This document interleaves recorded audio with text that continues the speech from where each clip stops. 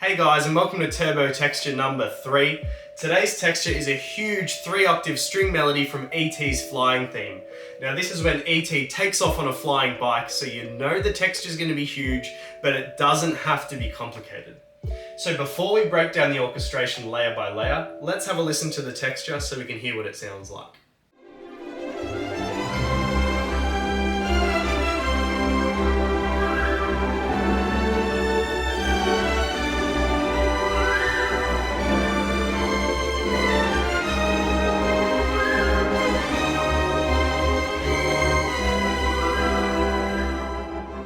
So now we've heard the texture, let's break down the orchestration.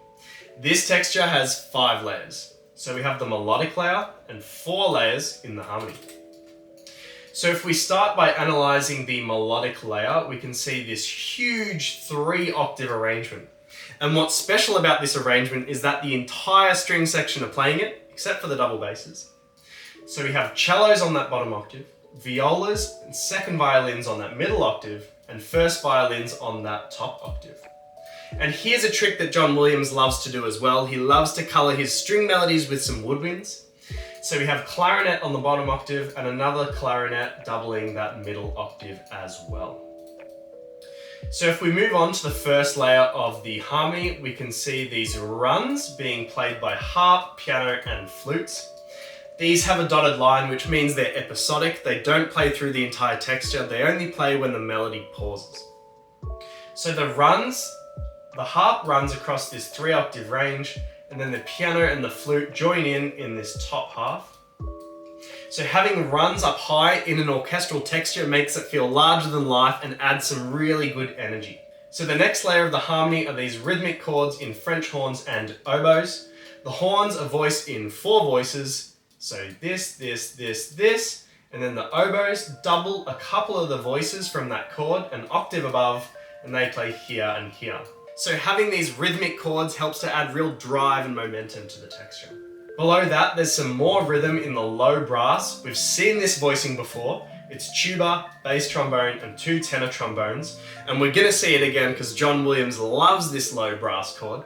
This time it's pulsing, it's not playing as quick as the French horns and oboes. Some of the lower instruments of the orchestra struggle to play quicker without muddying the sound, so this just creates more of a pulse. So this just adds to the momentum that we already have in this texture.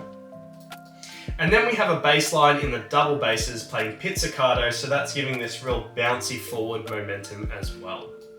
So in summary, this texture had those 5 layers. We had the melodic layer in 3-octave strings and a couple of woodwinds. We had those runs in harp, piano and flute adding energy. We had those rhythmic chords in French horns and oboes adding drive and momentum.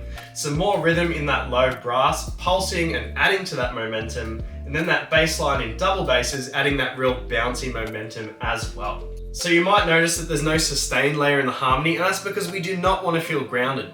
E.T.'s on a flying bike, so we do not want to be connected to the ground here. And usually a sustained layer in the harmony achieves that grounding and predictability. So now we've analysed the orchestration, let's give the texture one final listen.